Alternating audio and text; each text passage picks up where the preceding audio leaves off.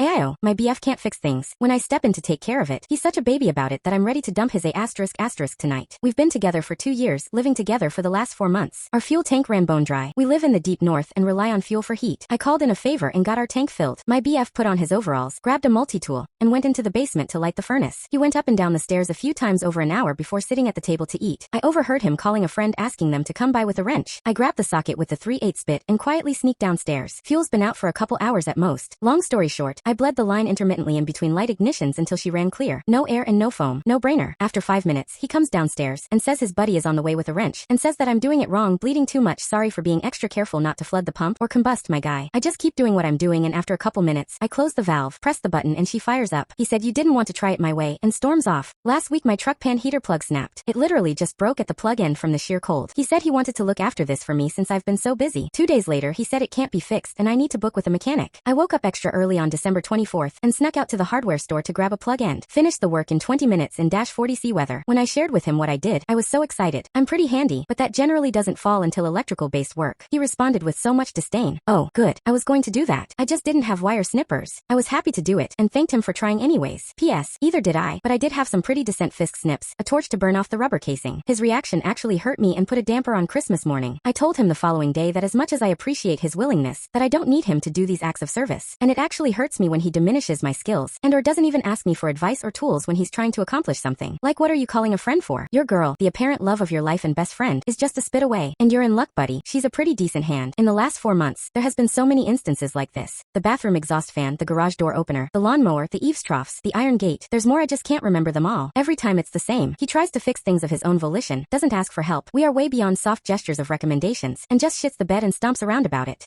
I have tried to work collectively with him too. This is a gong show. He's always making it so personal and taking it so personal. It's not that deep. Information and resources are universal. I just don't get it. And it's not cute. I'm actually started to become really resentful. Like, why can't he embrace the part of me that is a half grease monkey handywoman? I'm not spending the rest of my life or the rest of my lease, AITA, pretending to be something I'm not, sneaking around to hardware stores and walking around eggshells so I don't destroy his masculinity or whatever. I gotta let this one go.